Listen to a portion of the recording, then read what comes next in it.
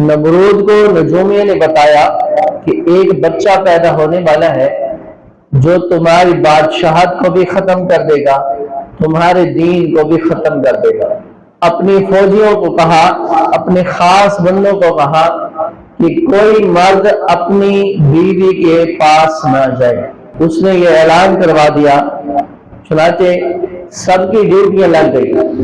اب حضرت ابراہیم علیہ السلام کے جو والد تھے آزر، جس کو قرآن نے کہا کہ آزر ان کا نام تھا، تو حضرت ابراہیم علیہ السلام کے جو والد تھے وہ اسلام نہیں لائے۔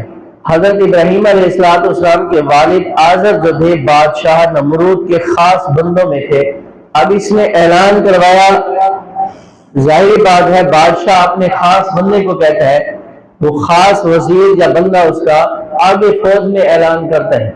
اس کے خاص بندے آزر نے اعلان کر دیا کہ آج ہر جگہ پھیل جاؤ اور یہ اعلان کر دو کہ کوئی مرد اپنی بیوی کے قریب نہ جائے، یہ بادشاہ نمرود کا حکم ہے۔ تو اس ٹائم بادشاہ نمرود کی بات مانی جاتی تھی، تو جو اس کا خاص بندہ تھا وہ تھا آزر۔ تو اللہ رب العزت نے حضرت ابراہیم علیہ السلام کی پیدائش کا انتظام بھی کرنا تھا، تو جو آزر خاص بندہ تھا اس نے اعلان تو کروا دیا، آج خیال کیا جائے کہ کوئی مرد اپنی بیوی کے قریب نہ جائے۔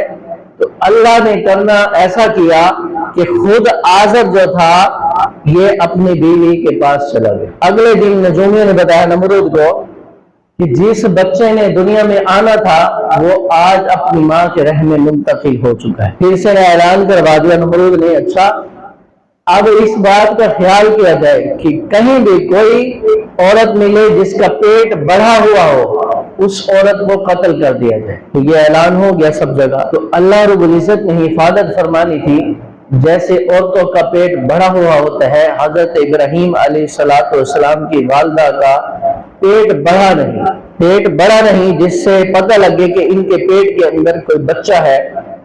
تو جب حضرت ابراہیم علیہ السلام کی ولادت کا وقت قریب آیا، ان کو درد ذہ ہوا تو بچے کی ولادت ہو گئی، بچہ پیدا ہو گیا۔ اب یہ سوچ رہے ہیں کہ نمرود نے تو اعلان کرایا ہوا ہے۔ پھر نجومی جو تھے انہوں نے بتایا نمرود کو کہ جس بچے نے تمہاری بادشاہت کو ختم کرنا ہے، تمہاری دین کو ختم کرنا ہے، آج رات اس بچے کی ولادت ہو گئی۔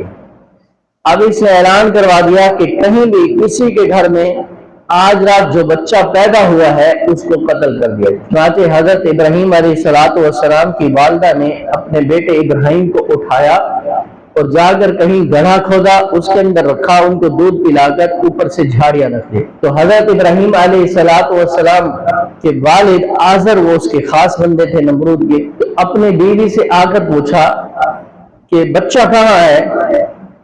تو حضرت ابراہیم علیہ السلام کی والدہ نے بتایا فلاں جگہ رکھا ہے۔ تو گئے آزر، حضرت ابراہیم علیہ السلام کو وہاں سے اٹھایا، ایک غار میں رکھا اور غار کے آگے پتھر لگا دیا۔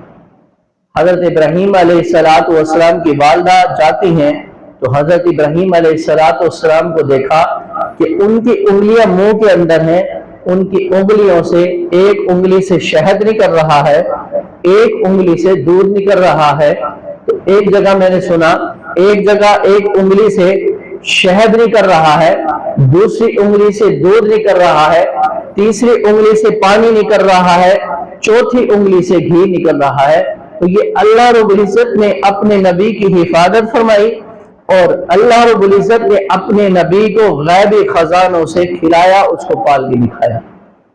جب غیبی خوراک پیٹ میں ہے تو حضرت ابراہیم علیہ السلام ایک دن کے ہو جاتے ہیں، لگتے ایسے ہیں کہ 7 دن کے ہوں۔ جب 7 دن گزرتے ہیں حضرت ابراہیم علیہ السلام لگتے ایسے ہیں کہ 1 مہینے کے پہنچ رہے ہوں۔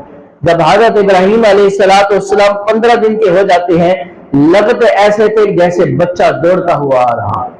تو اللہ نے حفاظت بھی فرمائی، خوراک کا انتظام بھی فرمایا، اور اللہ نے پرورش بھی فرما دی۔